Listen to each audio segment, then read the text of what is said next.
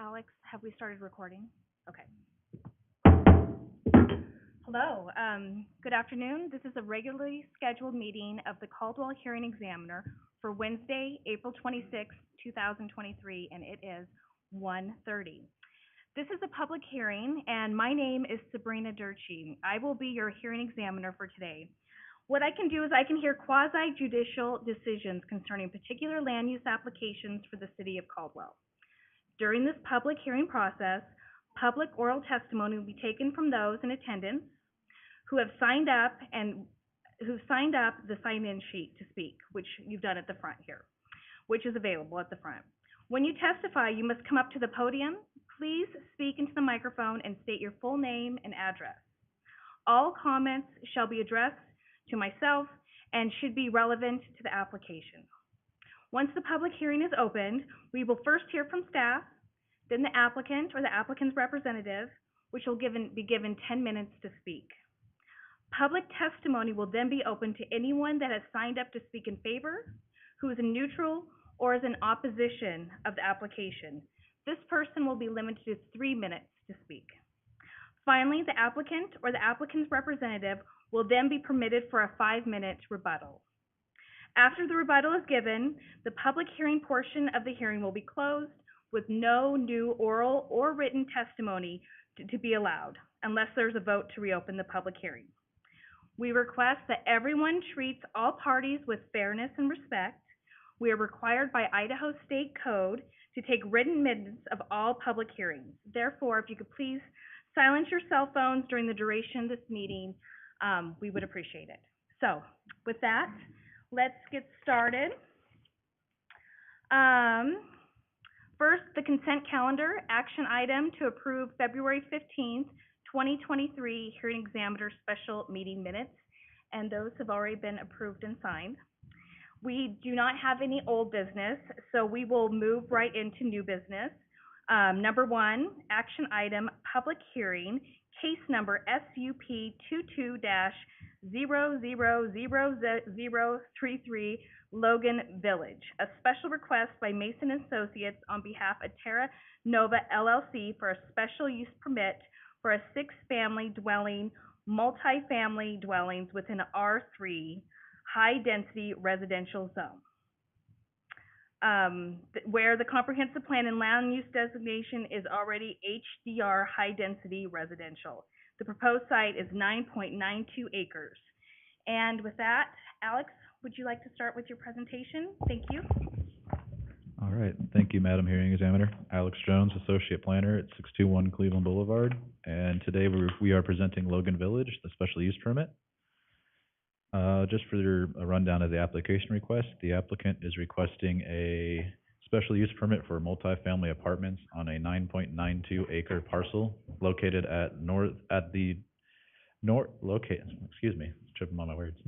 located north of the West Logan Street and Marshall Avenue intersection.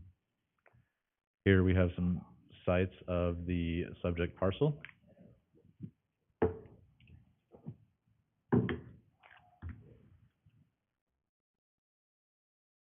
Anyways, for the development proposal, the proposed 9.92 acre site for Logan Village multifamily development will consist of 6 buildings, a mix of 1 sixplex building, 2 8-plex buildings, and 3 12-plex buildings for a total of 58 dwelling units. Amenities provided are park benches, picnic area, barbecue pits, fire pit, and tot lot with a 5.8 dwelling unit per acre density. For landscaping, there is a late exhibit which I have sent to you. I believe you received it. Yes, thanks. Yes. An updated landscaping plan of the properly landscaped pathway along the north edge. So at the time, this was had 12.7% open space. Now that they've increased their buffer along the north, it might be more. Okay. So they did not go, with this addition, they did not go under. They are more than likely over. Okay. They meet all the landscape requirements for this area. Here we have some elevations. We did not have in concrete heights for this yet, so there might need to be a condition for the units adjacent to single family residential. Okay. I believe we can go more detail with that, the applicant, if the case they have decided a height for these buildings. Here are some more elevations. For conditions, we are looking at R1 to the north, R1 to the south, R3 multifamily to the east, and R1/county to the west. There have been some approved developments in the surrounding area. There is a 58 multifamily development to the east and a 68 unit multifamily development to the south. The one to the east has not gone through their construction drawing phase, and the one to the south, I don't believe, has either. Oh, it has. I've been corrected on that one.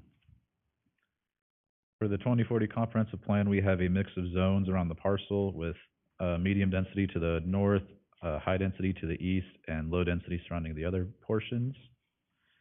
Residential is consistent with the intent of the comprehensive plan, and the proposed density are in compliance with the comprehensive plan. Public services and utility are available to this site. We did receive a agency note from Compass. They had no issues with the development, and we did get a public notification from Logan Crest subdivision, the people living in Logan Crest subdivision. They had a concern that their site plan was going to be different from what was at the neighborhood meeting. After speaking with the one who presented me this letter, I assured them that the site plan they saw at the neighborhood meeting was still the same. Okay. And they were more relieved. Okay. They did have issues with increased density and traffic flow.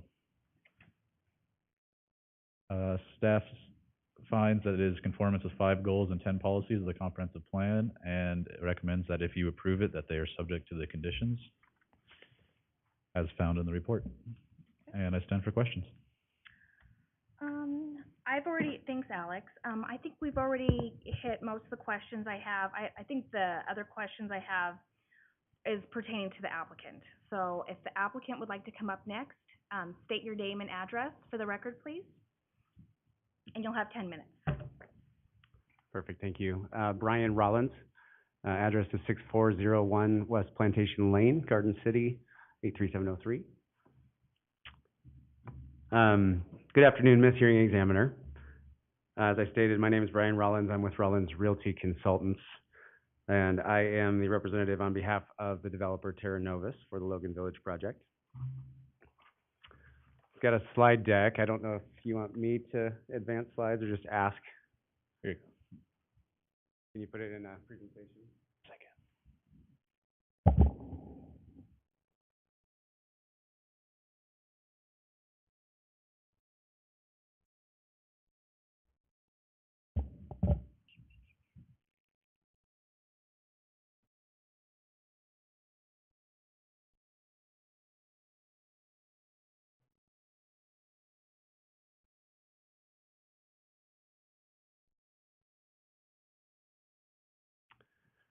Perfect, thank you. So to start, just wanted to talk a little bit about the neighborhood. As staff discussed, you can see the subject property right there between Kimball and Farmway off of Logan. Did want to point out, as they discussed, we do have the single-family subdivisions, Logan's Crest and Pioneer, directly to our west. Star Point, we believe is 64 units, but that was the one that was just approved to the east in a hearing in December. You do have the Logan Park Congregate Care Assisted Living Facility just to the east of there. And then further to the east on Kimball Corridor, you have the hospital, commercial districts. So it is a mixed-use neighborhood. Staff has already referenced the R3 designation of the property. Just want to revisit the site plan with an overview. It is a 58-unit multifamily project. Want to note the slide shows the project to the east, Star Point. That is not a part of our application. It is relevant to the application due to collaboration with that developer, specifically pertaining to access. I'll touch on that later, but that's why we wanted to show both for your reference.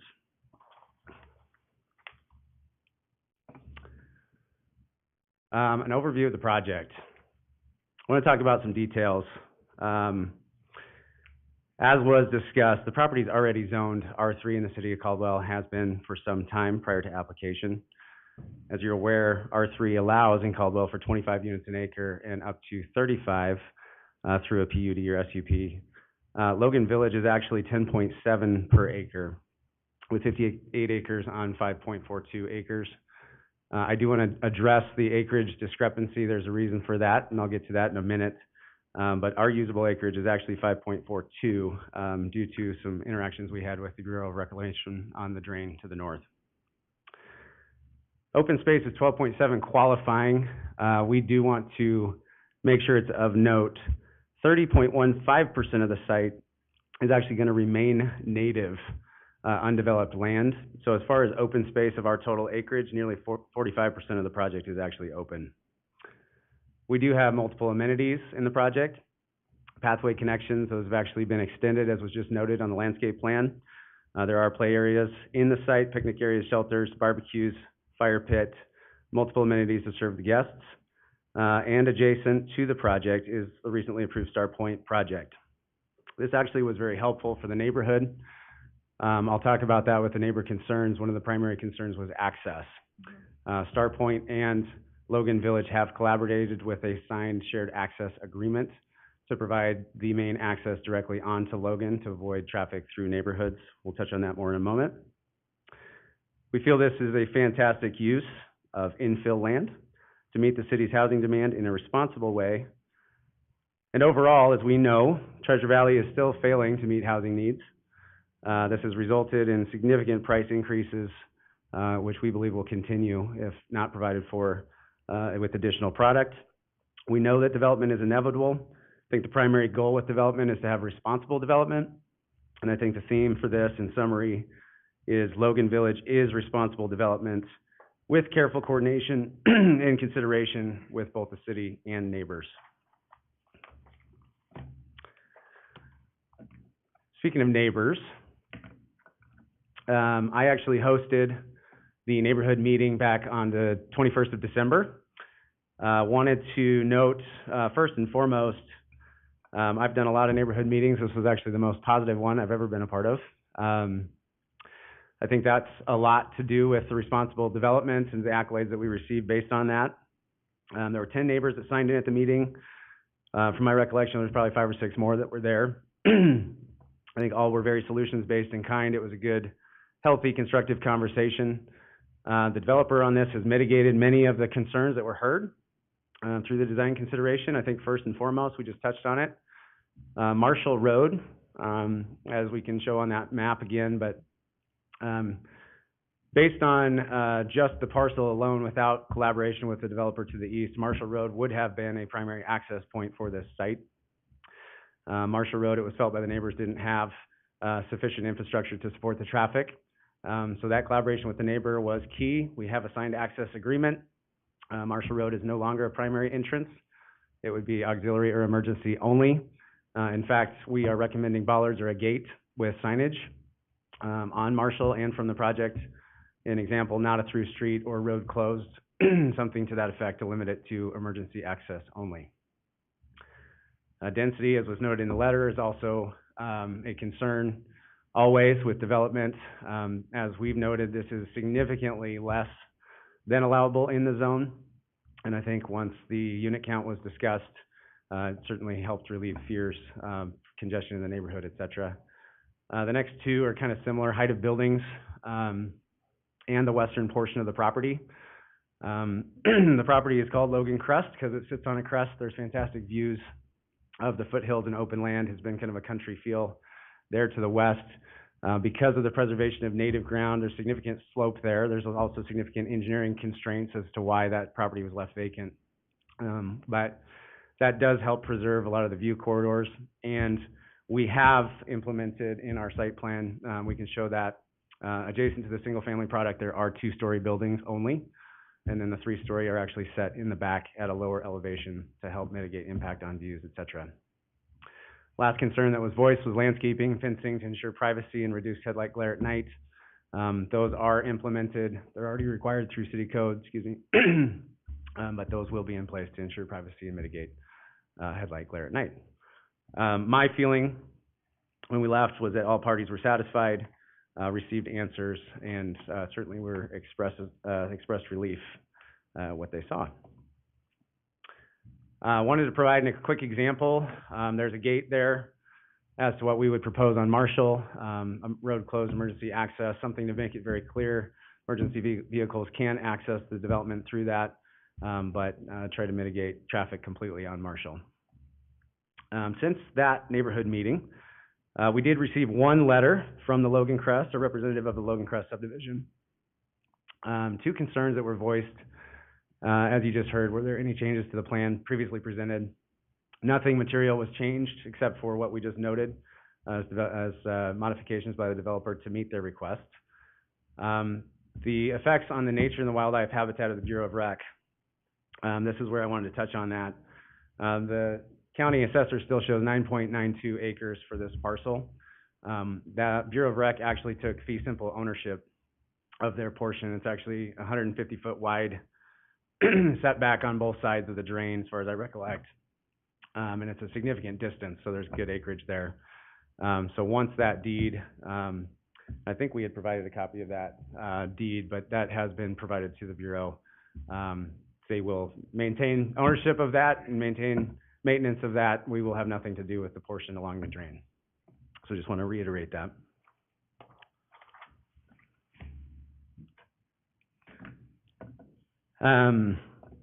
I know everybody's busy. We received the staff report last night and tried to digest quickly what we could in there. I think it was very favorable for the project. So in general, the applicant is in agreement with staff recommendations in general. There was a variance that was recommended specifically in section 1 of the application facts and project summary. It did discuss the applicant with the applicant. They are agreeable to the staff recommendation if needed. I think that's a conversation to be had.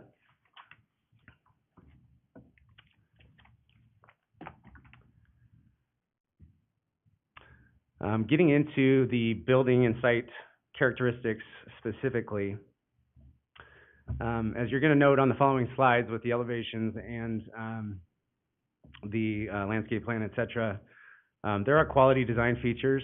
We're trying to meet the increasing design standards of the city. Very well aware of what Caldwell is trying to implement. So the project does include 4 different exterior textures and materials. There are 3 different exterior colors, trying to provide variety, quality, look. It is a market-based unit offering. There's a definite need within the city. Developers working hard to create units that meet the demand and affordability concerns. Electronic vehicles certainly become more of an issue everywhere, but we also know in the city of Caldwell there's been a recommendation to include those. The developer has included 2 charging stations in this. I believe the code is 1, but there are 2 in this development. Let me grab a drink of water real quick. Apologize. I think that was your 10-minute notice, so if you could just briefly and quickly wrap up, that'd be great. Thank you. Getting through that, you've already seen those. I think lastly, I just wanted to touch on the city of Caldwell in general. These are things we know, but just wanting to note that currently in the Treasure Valley, we're not even meeting half of the demand for housing. Compass is identifying Caldwell as a future activity center for the valley. Our site is right adjacent there. Also wanted to address that Compass is showing that the city of Caldwell is anticipated to grow about twice as fast as the Treasure Valley as a whole. So this project is congruent with current zoning and comprehensive plan goals, as was stated by staff. One thing that wasn't stated by staff that I think is very pertinent is we are right next to Valley Regional Transit bus stops and the hospital. Probably much of the reason for the zone. That's a huge walkability and just quality of life factor for the residents. So in summary, we feel Logan Village fits very well in the neighborhood, fulfills the city's goals as discussed, promotes job creation in the city, which we know is key to the city of Caldwell. Walkability as discussed, much needed, reasonably priced housing as we talked about. I think bottom line, we feel this is responsible development that's demonstrated through the reduced density, the increased parking, increased open space, multiple amenities, electronic vehicle charging stations, and pleasing design standards. So bottom line, we ask for your support. we feel this is well suited for the site, and we thank you very much for your time and apologize for running over. Oh, thank you, Brian. Thank you. So I do have a few follow-up questions. Sure. The first question was the waiver for the building height, and I noticed that some of the elevations didn't specifically call out details as far as what height, what buildings were going to be at certain locations. Can you expand on that a little bit more for me, please? Sure. Yeah, in the site plan, you'll see 8 and 6 unit buildings that are located next to the single family. And then in the back, you'll see 12-plex buildings. The 12 would indicate 3 stories. The 8 and 6 would indicate 2-story. 3-story buildings, the product that's anticipated would be about 35 feet in height. There are 3 zones. That's going to be the highest one? That's the highest one. The R3 zone limit is 45 feet, so we're well below the height limit for the zone. 2-story building would be about 24, 23 feet. In our estimation, the site plan is clear, but that's really something that we're willing to make clear. Sure. Because the goal was to provide that buffer zone between the single family. I guess this is the question for Robin. Will this be going to city council? No, okay. Do you happen to have any elevations, building plans that can be provided to city staff? The elevation that you see in there was a 2-story. So this is the product that would be anticipated, or something similar, next to the single family. And that was going to be the 24 That's feet, the right? 8. So that would be an 8-plex right there. Okay, You can see on the floor plans, that's the lower floor, upper floor, and then that would be kind of 2 sides of the building.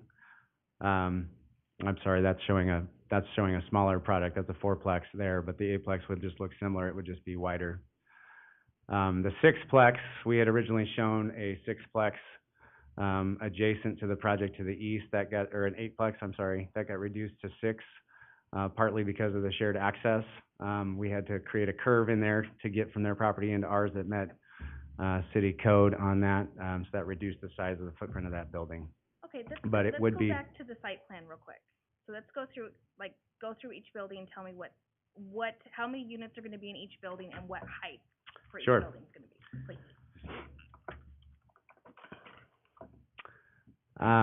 So against the drain on the north side, there's 2 buildings there. Those are both 12-plexes. Those would be 3-story. And again, they're down at the lower elevation of the property.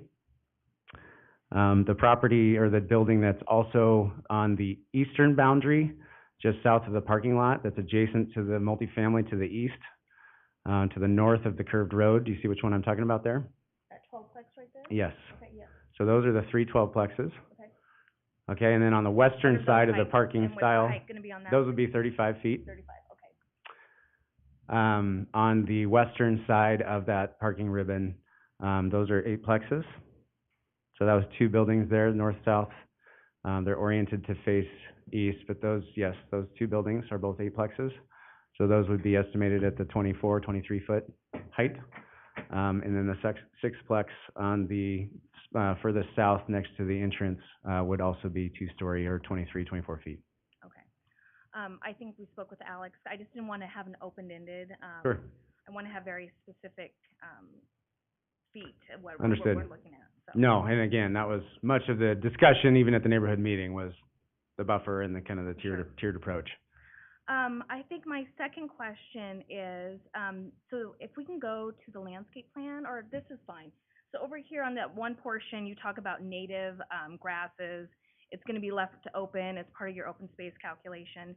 Are you planning on coming back, and is that going to be another future phase, or this is going to be a permanent open space? As of now, it's a single parcel, so there is no contemplation to come back. Again, from an engineering perspective, and that's a lot of the reason that you see the design, and we had this discussion at the neighborhood meeting as well. That hillside is extremely severe. So the sewer line that is currently contemplated, if you continue to run it to the west, it would actually be out of the ground by, I can't remember, Will. Yeah, it gets out of the ground by a significant amount. So from an engineering perspective, and this is a lot of the discussion that the developer had with our engineer on this, the cost is just incredibly onerous to do that. I think from that standpoint, There would have to be a lift station or an incredible amount of fill that was brought in, both of which are just not feasible options. There's no plat here. We're not creating a separate lot to be able to come in with that in the future, so the contemplation is definitely that it would be left native. Left is, okay, great. And as far as the, bollards or gate option, that makes me happy to hear. I guess I'll hear what the neighbors have to say about it. Does the fire chief have a preference of bollards or gate? Do they not care? See, what? They will have some say in that as to Okay. what's gonna be needed out there, whether it's gonna be, bollards or gate or what have you, but it'll have to have Knox access, obviously. for it. Okay, and Alex, we'll need to include that as a condition as well, please. Is Marshall Lane, is that a public right-of-way or is that private? That's, it is public, up to the property line though, Up to yes. the public, okay. Let's see. I think my other concern I had was the discrepancy in Canyon County's parcel, the size, showing that the BOR ditch. Mm-hmm. So what is, are you gonna have an agreement with the BOR? Is there a deed that needs to be redeeded over to them? I just don't wanna strip a property that's like no man's land, that who's maintaining it, what, I mean, you kind of wanna come in with your site plan matching what the county has, so. Well, and I think we're trying to be forthright just because we saw that acreage on there, and that's actually not the acreage that is owned by the applicant in this case. That deed has already been conveyed. Will, do you have comments, the specifics as to why the discrepancy, or? Okay, that'd be Okay. fine. Okay, great. I think that is all the questions I have, for at the moment. Okay. Thank you so much. Thank you. Next to speak, Will Mason, please. Thank you. William Mason with Mason and Associates, 924 3rd Street South in Nampa. And I guess I'll jump right into the discrepancies on the boundary just Sure. so that you kind of have an idea. Back when that drain was constructed, there was a conveyance that went to the United States Bureau of Reclamation, and for whatever reason, that conveyance was filed away in somebody's folder back in like 1918. And so it's never gone into a county record on the GIS, but their deed was conveyed back then, way before any of this application started. So the applicant's property goes to their deeded boundary on the south side. And that's where our drawing, our site plan shows that that's actually a deeded boundary to the Bureau of Reclamation. Okay. Was there an updated survey? Because I noticed one from Skinner that showed both with and without the stripper property, so it was a little deceiving. Correct, and there hasn't been anything updated from our office.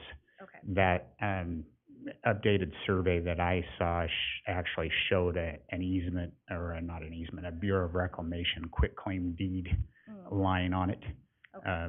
with an actual instrument number, I think, from the Bureau of Reclamation's deed. Okay. I think Alex and I had spoke about maybe condition, making sure that gets cleaned up before you submit construction plans. Sure. To make sure it's clean. But, okay. Is there anything else, Will, that you have for me? Not unless you have engineering questions. Okay. All right. I would like to, let's see now, Angie Culler? Is that? No, you don't want to speak. No problem. So that's who I have for in favor, or Mike Everman? Not speaking. Okay. So now we'll go over to neutral. David Bowman, please. Would he like to speak? No? Okay. In opposition, Jenny Marson. Thank you. Where do I go? Just go up here, speak your, give it name and address, please, and then you have 3 minutes. Jenny Marson, 502 West Logan. So we're the property right east of Logan Park. Do we have an aerial? Can we point that out, Alex, please? So the Logan Park has the 5 acres, and then, well, it's this property, then Logan Park Okay. going from west to east, and then our 5 acres. And our concern was the ditch. Mostly concerned about it being closed off, Okay. and there not being that, there's so much wildlife down there, and it's phenomenal how much wildlife is down in that ditch. And so that was mostly our concern, is having that filled in. And it seemed like that's what was gonna happen, but it doesn't sound like that, you know. We pretty much maintain as much as we can on our property, you know, down below, you know. We keep it cleaned up and everything, so. But that was my concern. So you're concerned they had proposed that they were gonna pipe the ditch and put it underground, and then you're preferring to have it to be left open? Is that, Yeah. okay. And maybe I'll have the Been applicant there come back 30 and- years, and so it's just like, you know. Sure. Okay. All right, thanks, Jenny. Dennis Marson, would you like to speak? Okay, all right. Him and I will. Wait, Go ahead. never mind, sorry. Name and address, please. Dennis Morrison, 502 West Logan. Okay, thank you. I'm concerned what's gonna happen with that real narrow strip on the plot map. What are they really gonna do with that? So, Dennis, you're referring to the portion that I was talking about with the applicant, that they claim that the BOR is gonna own and maintain it? I don't know. What is that? The Bureau of Rec? Yeah, I know that's a Bureau of Rec, but Okay. what are they gonna maintain on there? Can you show me that? I think that, Alex, do you know, Can you or bring up a Steve? picture of that? Speak to that. So typically, anything that's underneath the Bureau of Reclamation is theirs to own and maintain, and so the Bureau of Reclamation will own and maintain all of that. It is not, to be Can you- maintained by can you private show- development. Can you show me that up there? It would typically be over the, facility that is located along the north parcel, correct? That whole Right. portion of That that, whole where drain. that whole drain is all owned and maintained by the Bureau of Reclamation. It would So not they be will- owned and they maintained will- by the They will not development. pull trees out of there and landscape it and do This- different stuff to it? So this development would not be able to do anything within the Bureau of Reclamation's easement without their consent. Okay, but that 9.92 acres or whatever shows that ditch in there. Correct, but they're still within an easement within that, whether it's inside of inside the platted area or not, and they still have to respect that easement by the BOR. Okay, that's all I had, thank you. Sure. Connie Blue? Sorry. Oh, hold on, Connie, sorry. You're gonna have to come up and give your name and your address real quick, Okay. please. Connie Bleely, Oh, 1612 yeah. Crest Avenue. There you go. So it's owned by the Bureau of Reclamation, but who maintains it? Don't they hire Black Canyon or one of the ditch companies to maintain it? Recently, they just did work behind my house. and Correct, it- and so it's a all mess. of that is typically gonna be maintained by the Bureau of Reclamation owns and maintains all of that. It may be under the jurisdiction of Pioneer Irrigation District if it's within their, boundaries. Okay, So because they Pioneer Irrigation may go in they there and do destroyed a some bunch of cleaning trees and things. behind me, Correct, but they said they're the caretakers for the Bureau. correct, yes, they are the So- caretakers if it's So within the it could Pioneer. happen, you can lose your district. trees if they decide to clean the ditch. Yes, and again, that's all going to be based off of Pioneer Irrigation's agreement with the Bureau of Reclamation. Okay, so but there is two parties kind of on it, because they pay them Ye- to maintain, right? Correct, Okay. correct, yes. Okay, thank you. Uh-huh. I think the final person is Sabrina Bowman. Okay. Is there anyone else that'd like to come up and speak before I have the applicant come up for a rebuttal? Gone? Okay. Brian, would you like to come back up? And especially speak to some of the neighbors' concern about the ditch and Sure. what your plan is. Yeah, I did just want to address that. I confirmed with Will here while there was discussion there. Pioneer does maintain that on behalf of the Bureau. I want to be very clear that there's nothing that we can do, good or bad, in that area at this point. As Will mentioned, that deed was granted many, many, many years ago. That was confirmed through title, multiple title companies. There were two actually that were working on this to try to get down to the roots of it, and understand that. And again, we can certainly prove that. There was mention of an easement. I want to be clear, it's not an easement. It is deeded Bureau of Reclamation property. There was also concern about any permissions granted or anything. We have no permissions granted. We didn't ask for any, but they've been very clear that's their property. They maintain it, and we don't have any say in that. Okay. So just wanted to kind of clear that up. What's your plans for like fencing? Are you planning on fencing anything back there? Are you leaving it open? There was a walkway that was requested by the city to kind of preserve some of the natural feel and I think mitigate, a lot of the concerns that were voiced here. So as far as fencing, I don't believe, no, there's confirmation, no fencing on that portion. There is a walkway. And again, I think for an amenity to the neighborhood, a lot of the talk about wildlife and, you know, just the beauty of the area in general, I think is certainly advantageous for the apartments as well. So. I don't think I have any follow-up questions. Alex, Steve, everyone, no more questions? Thank you, Brian. Thank you. We do have some conditions that we do need to add. Have you thought about how we're gonna do that, Alex? Madam Hearing Examiner, looks like we were looking at 3 conditions. If you agree with these, the staff believes that for, let's say, condition 14, buildings adjacent to single-family homes will not exceed 25 foot in height. Let's see, condition 15, applicant will discuss with the Caldwell Fire Department on preferred fire access on Marshall Avenue. And condition 16 is to clear up the easement with the irrigation company and the county. Do you think that we should also add the height limits to the 3-story buildings as well? Yeah, we can. Okay, let's do that as well. I think with that, I am ready to make a decision.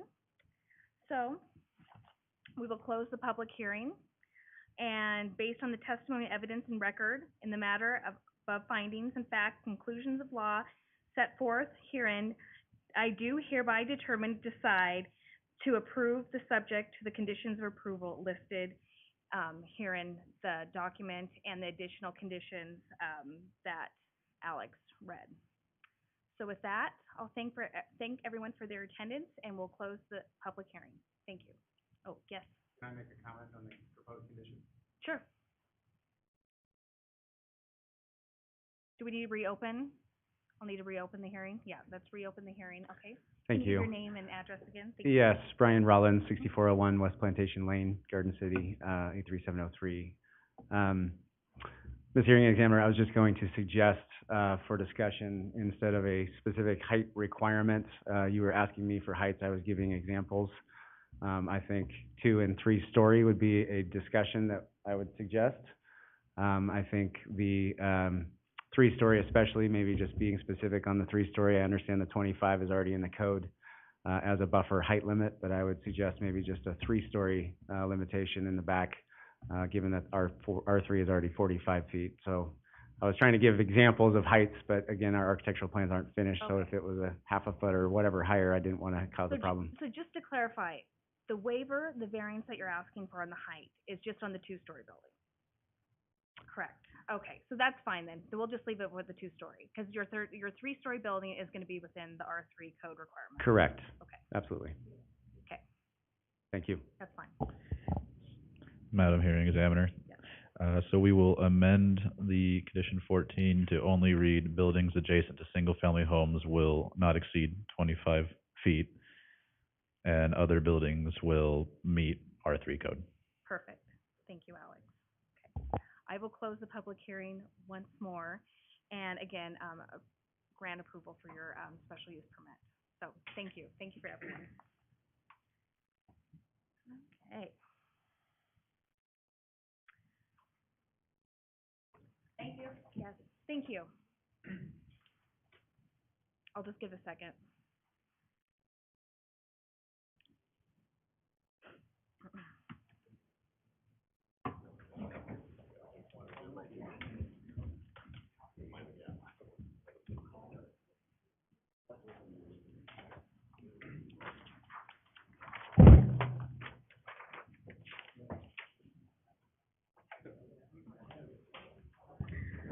Okay, let's open up number 2 action item, case number PUD 22 dash, oh, all these zeros, 0000009, and SUV 22 dash 000037 Silver Meadows, a request by Carl Anderson of Snake River WCE Real Estate LLC on behalf of Rental Property Holdings LLC for approval of a planned unit development and preliminary plat for Silver Meadows mixed-use residential subdivision, offering a total of 263 lots, 251 residential lots, and 12 common lots.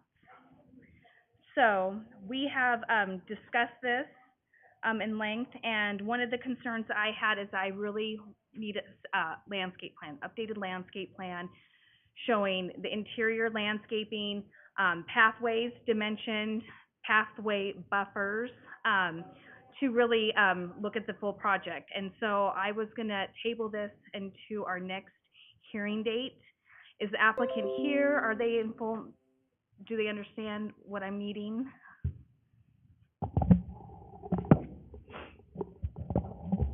Madam Hearing Examiner, Robin Collins, Director, Planning and Zoning. We did contact the applicant, and they're aware that this item is going to be tabled until the May 10th public hearing. Did they feel like they were gonna be able to provide the documentation for the landscape plan? They did. Okay. I also would love to have some elevations that are dimensioned, since they're asking for a waiver. Did we ask for that as well? Okay, yes, we'll make sure we get that. Perfect. Okay. So we will continue this action item on to our May 10th hearing date. And with that, I don't know, I don't have to close it, or have to, do we need to close it? Since we continued it? We should be good then. Okay. Okay, so let's go on to action item number 3. This is a public hearing, case number SUP 23-000002. Americo Real Estate Company, on the behalf of Bear River Real Estate LLC, requesting a special use permit to operate an indoor self-storage facility for U-Haul, with U-Haul truck and trailers sharing a rental lot. Related retail services in a C4 freeway commercial zoning district. The development proposes 2 buildings on the site, consisting of 1 3-story building in a lower level and 1 1-story building. And with that, staff would like to start us off. Thank you, Alex. Thank you again, Madam Hearing Examiner. Alex Jones, Associate Planner, 61 Cleveland Boulevard. Applicant is proposing the U-Haul storage special use permit.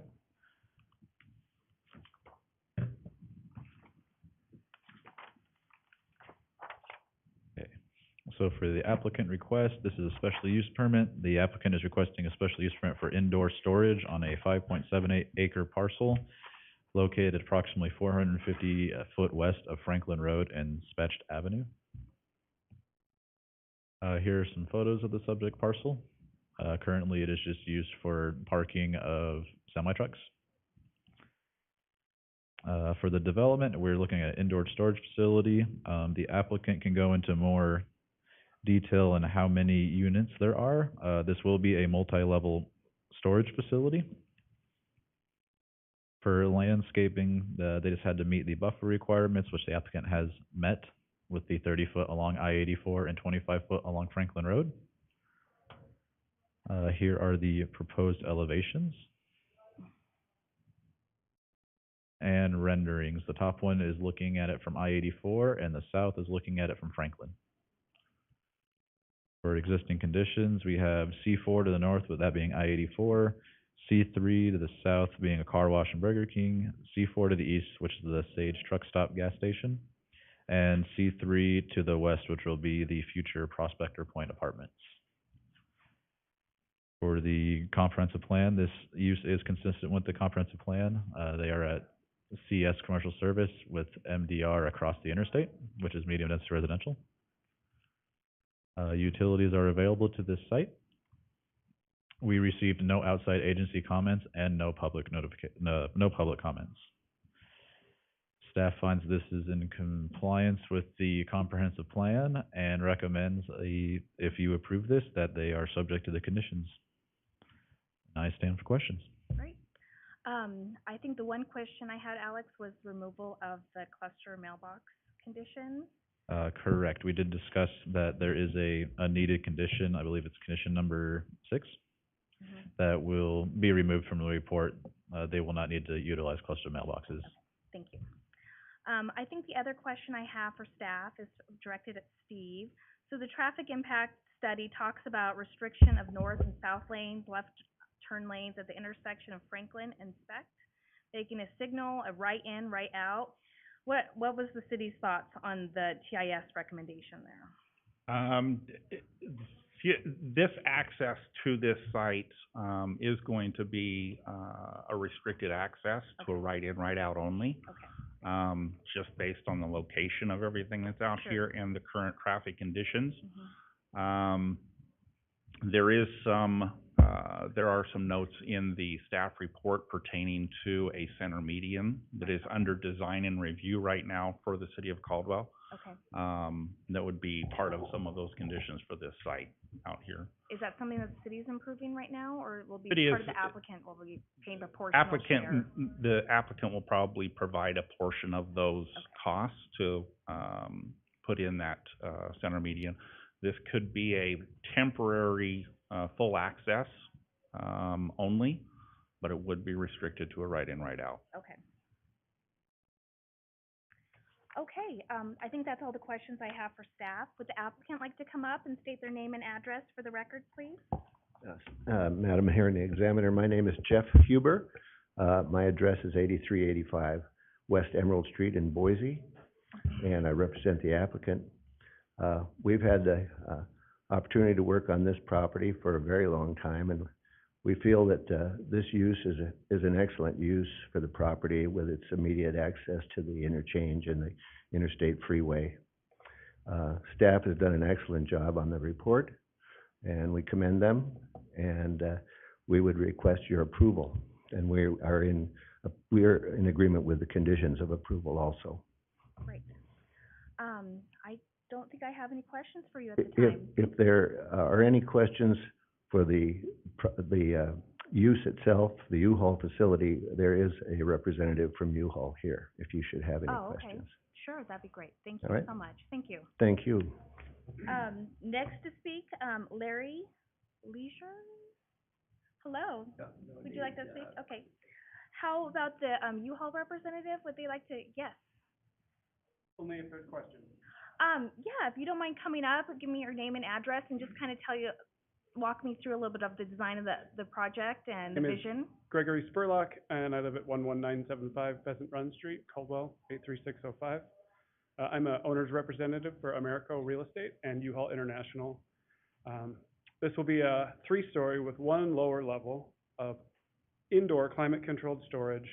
It is not, you will not drive by and see visible storage. It's just a nice, clean building with modulating roof lines. And then there's a building closer to Franklin where we ship and store portable moving containers. And it really is the most economical and environmentally friendly way for people to move. This is really going to be the most beautiful campus on Franklin, probably from the west side of North Ranch to the College of Idaho. So we're excited to be in Caldwell. Great, thank you. And do you have any other facilities in the valley, or is this going to be the first? No, we have U-Haul Moving and Storage of Nampa on 12th or on Caldwell Boulevard. We have 2 locations in Boise. Okay. We are building a ground up in Meridian on Overland and Locust Grove, and we're building a ground up on Franklin and Linder. Great. And we're also building another one on Star Road and Chinden.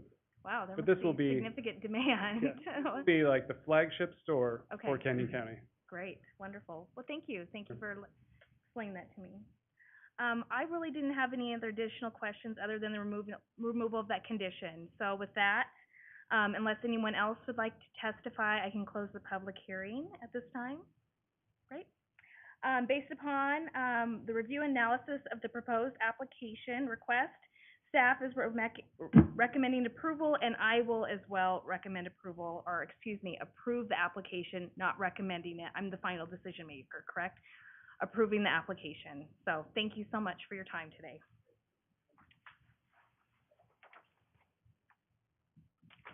We will close that public hearing, and we have our last item, action item.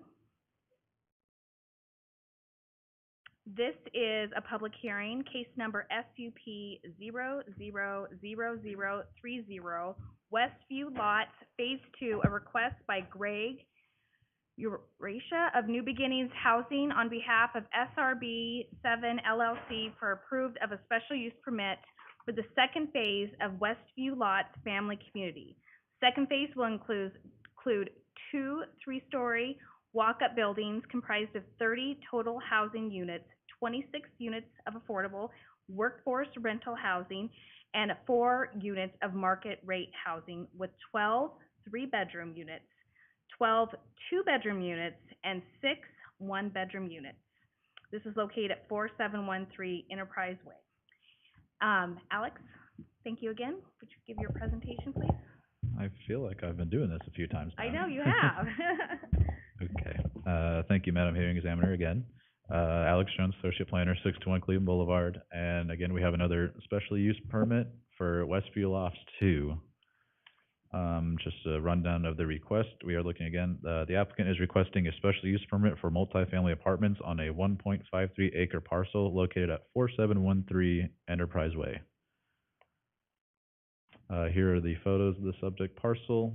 The one in the middle is looking north at Highway 2026. The one to the right is looking east, and the one on the left is the one looking south at the other Westview Lofts. For a proposal, we are looking at 2 apartment buildings consisting of a total of 30 residential units. There is a deviation from the required 45 parking spaces, that being 1.5 per unit, to 41 spaces. The applicant was just not able to fit them all in there. This is still within the amount that can be lowered by administrative determination. So if we don't want to do that, is she able to do that here to reduce it? So you are able to do that as part of the special use permit to lower it. Staff has no problem with this. Okay, great. For landscaping, applicant says they have 35% open space. It was a little difficult for staff at the time to find out exactly which one is open space. The applicant can speak more on that. From what the staff can see on the site plan, it looks fine. Other than that question on the percentage, the applicant is in compliance with all landscaping, land use separations, and pathways. There was the condition in there that the landscape buffer to the north along Highway 2026, normally in code, it is required to have a pathway, a sidewalk through it. With ITD's improvements, they are saying that they're going to put in a sidewalk with the widening of Highway 2026. So that's why the condition in there is that if ITD does not do that, the applicant will have to come back in and put in a sidewalk. Okay. And this was also approved by the mayor to make that decision. What did the mayor approve? That he is okay with making this deviation. Oh, for the sidewalk. Okay, I see. For elevations, they are going to mirror the existing Westview Lofts to the south. For existing conditions, this whole development is pretty much surrounded by C3 with a slight bit of county to the east. They're mainly commercial uses, except for the multifamily to the south, and there's some more multifamily to the south as well. For the comprehensive plan, this application does not meet the comprehensive plan with how the code is now. Residential is not allowed in the C3 zone. The applicant was told to come ahead because they were the second phase of Westview Lofts, and so by the time they finally got their funding for the affordable housing, the code changed. And so they were directed to at least do the special use permit to see if they can get approved for this. With that, they are sitting at a density of about 19.6 dwelling units per acre. Utilities are available to this site. We did get a comment from Valley View that the adjacent elementary school is overcrowded and that they have no way of expanding at this time since the bonds have failed, unfortunately. Staff finds that this aligns with some of the goals and policies of the comprehensive plan, but also finds that with this residential use and commercial, they do not align with certain ones as well. If you recommend approval, that we request that it is subject to the conditions in the report. And I stand for questions. I guess my one question is, probably for Steve, when is IATD, what's their timeline as far as when are they planning on making those improvements to that site? ITD is currently under construction, or 2026 is currently under construction. I don't know what their timing is. Okay. We could definitely look into that for you and give you some kind of a timeline from ITD, but this is solely their project, so I can't really speak to exactly when all improvements will be completed out here. So I see the condition number 17 and says they'll be responsible for installing sidewalk in compliance with the code. If it does not install, I mean, is there gonna be a time frame we're gonna look at, or we're just gonna leave it open-ended? I would hope ITD would do their work that they're supposed to. Correct, and obviously, if the completion of the ITD project, if frontage improvements have not been completed, then it would revert back to this development to complete those at the time that ITD is gonna complete theirs. Okay. I know that they do have a schedule, I just don't know what those timeframes are. So, I mean, would we hold some of their building permits, or like what if it gets completely built out by the time it? Yeah, I suppose what we would probably, look at would possibly be, withholding a C of O, out here in order to make sure that all frontage improvements get completed prior to issuance of a C of O. I think that they're gonna have at least a year or two before they're gonna have construction completed for these buildings, so that should give us plenty of time for ITD to complete the project and the frontage out here before a C of O is probably issued, so Okay. that's what we're anticipating Okay. anyhow. Well, I'll talk to the applicant and see. We may just have to revisit that, Sure. near completion of their project if Mhm. ITD is not completed, and, get some verification from ITD that that's gonna be completed prior to signing the Okay. C of O. Okay. Thanks, Steve. We can surely make that as a condition of approval on their Okay. approved construction drawings as well. Okay. Perfect. Thank you, Steve. Okay, would the applicant like to come up, state their name and address for the record, please, and you'll have 10 minutes. My name is Greg Urrutia with New Beginnings Housing. My address is 623 South Kimball Avenue, Caldwell, 83605. Madam Examiner, appreciate the opportunity to come before you for the special use permit for Westview Lofts 2, which is the continuation of the Westview Lofts project that we started probably 5 years ago now. Essentially, the design that we're doing, our goals with Westview Loft 2 is to go ahead and add 30 units of housing. As I said in the application, 26 units of this are rent restricted for workforce and affordable housing. 4 of the units are market rate. As far as the incomes that we're targeting with this, one person to be about 29,500 would be the most they could make, and for a family of 4, it's about 42,100 is the income limits and restrictions right now on housing. Obviously, the Westview Lofts 50 units, leased up within 30 days of opening. All of the buildings has remained leased the whole time. We currently have a qualified wait list of applicants of 20 waiting to get in that, though we For get this building. for the existing phase, Okay. and we get daily and weekly inquiries as far as housing. When we built Westview Lofts 1, just of those 50 residents, 46 of them came from Caldwell and Nampa. Okay. The other 4 came from Ada County. Basically, what we're doing is relocating people into a more affordable living environment. We're really not providing housing for additional residents coming to the area. I guess all of the amenities for this property are all within, the first phase. We have a clubhouse with a leasing office, community room, exercise room, computer lab, common laundry. That's all within phase one. We have existing tot lot, fenced off grass play areas, and a basketball court. So our goal has just been to add residential buildings and sufficient parking, have the property operate as one full continuation of what we started. We are requesting some variance on the parking, 41 down to 45. There is actually excess parking on phase one. If you look at the property as a whole, we provide 1.625 spaces per unit on the property. The question of zoning on this property, we did get a determination from the city through Mayor Wagner that because the actual roundtable for this initial second parcel took place in 2000.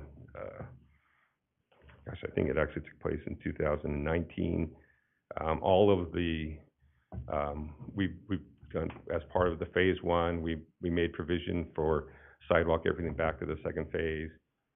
The roadway, having everything set up to basically go back to that phase. It was contemplated at the time that would be residential housing, multifamily residential housing along the way.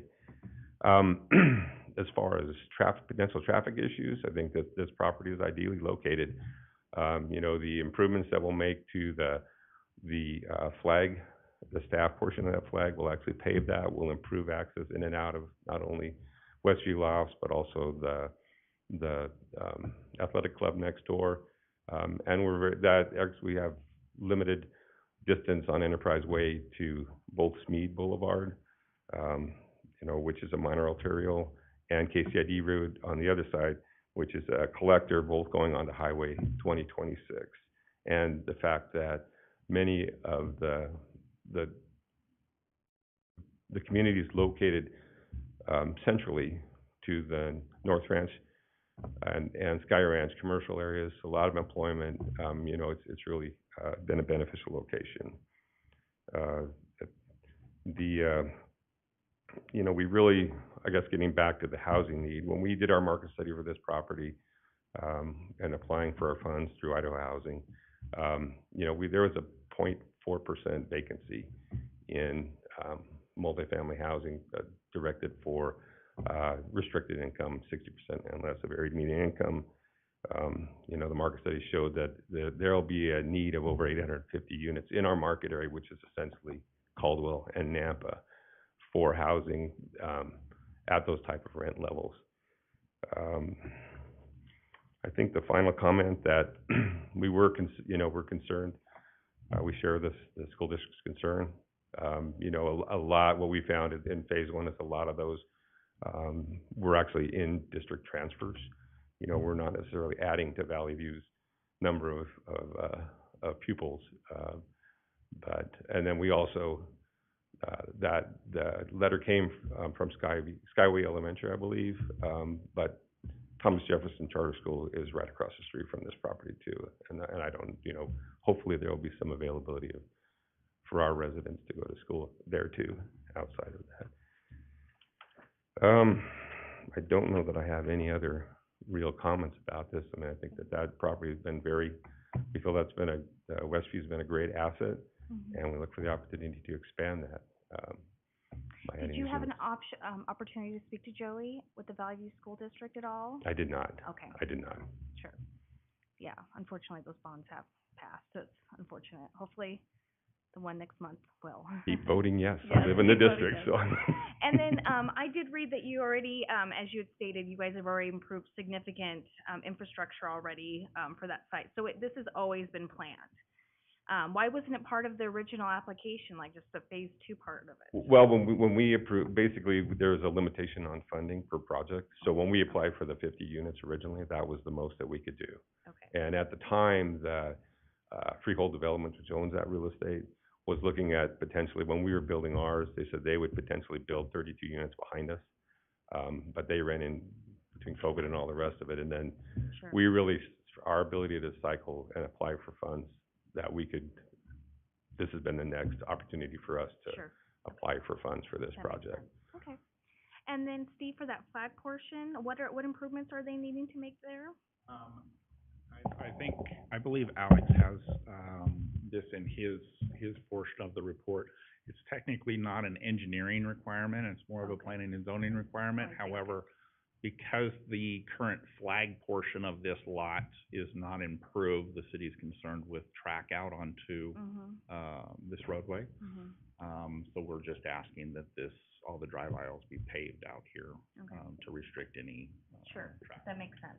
Would, And do we need any like cross-access easements between the two projects at all, or are they gonna be? I believe cross-access has already been established with Okay. the first phase of there, this. there's actually an existing cross-access easement up that strip, Okay, to all 4 of those parcels. great, The portion that goes is not paved right now, but it does have, right now it has restricted, we've got, traffic restriction okay, on it right now.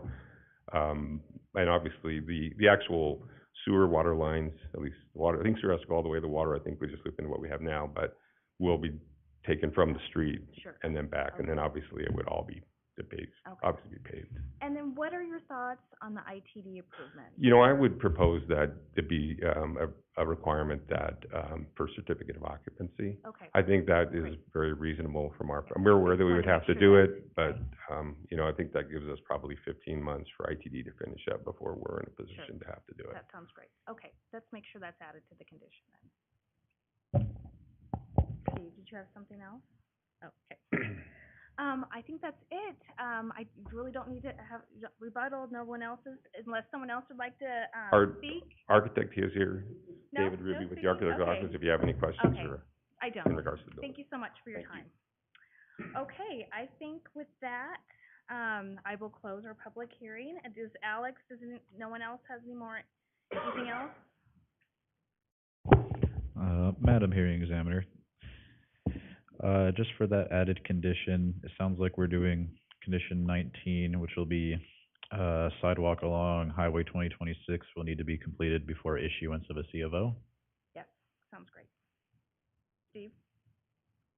Okay, frontage improvements, let's scratch that one. We'll do frontage improvements along Highway 2026 will need to be completed before issuance of a C of O. Yes, final C of O. Just for clarification, that's so that if curb gutter, sidewalks, streetlight facilities, things like that have not been installed by ITD, then that's still a requirement of this development. Okay. Okay. Oh, Nope. Do I close it out? I don't think so. I was waiting for Alex. Okay, you're fine. Yes, come back up. I guess the question I would have, that if all of the street improve, like their street lights, things like that, are within ITD's owned ground, how are we supposed, how do we deal with that? I mean, I can understand that us doing a sidewalk through that landscape area if we have to. Correct. However, per the city's, per city code, all development this would fall underneath the, infrastructure improvement plans, Okay. policy, for the city of Caldwell, which will require all frontage improvements to be completed adjacent to this parcel. Even if it's within ITD right-of-way, I'm not anticipating that this project is gonna be is going to need to do that. However, in order to cover ourselves and to make sure that the infrastructure is completed, those are the things that are required as part of city code. Can it be bonded? They would only you could only bond for it, you wouldn't be able to you're still not gonna be able to get your C of O, until it has been completed. So Okay. I don't know that that's changing our Yeah, condition. no, that's fine, here, I just so- am trying to. But yeah, I'm just trying to make sure that we get a clarification Sure. of what's And required so out here, so. have you spoke to anyone at ITD? You might want to get a copy of their approved plans, like to see what they're planning on building out there. We do have those plans. Okay. And our civil engineer, not David, Okay. but our civil engineer has spoken with ITD. And so we have the plan, we know where everything's supposedly going. But there's a also quite a bit of distance between our 30-foot landscape buffer that we're having to put in, and then their actual buffering for their sidewalk, I mean, it's more substantial than just putting curb and gutter Yeah. on that. And so that's, I'm trying to get, a little Yeah, context and on it, again, so. that, ITD has got their improvement plans, and then, any landscaping or anything like that outside of the ITD right of way or improvements that ITD is doing, that would be underneath the, Well, we'll- planning and zoning requirements Yeah, at that's that point. fine. We'll work through it. We've worked Yeah, with the city for absolutely. years, so Yeah. we'll figure it out. Okay, Okay. thank you very Okay. much. Thank you. Okay. Else for me? Don't think so. Okay, thanks. I think with that, I will close the public hearing and render my decision, based on the testimony and evidence and record in this matter, and upon findings and fact and conclusions of law set forth, I do hereby, grant approval for this application. So, I'm a final decision maker on this one, correct? Okay, so it's not going to city council, so, okay. Yes, thank you. That's it? What do I need to do? Do I need to give official time and say the public hearing is, closed? Yes, okay. Please, we'll adjourn then. It is 2:40, for April 26th for our public hearing today. Thank you.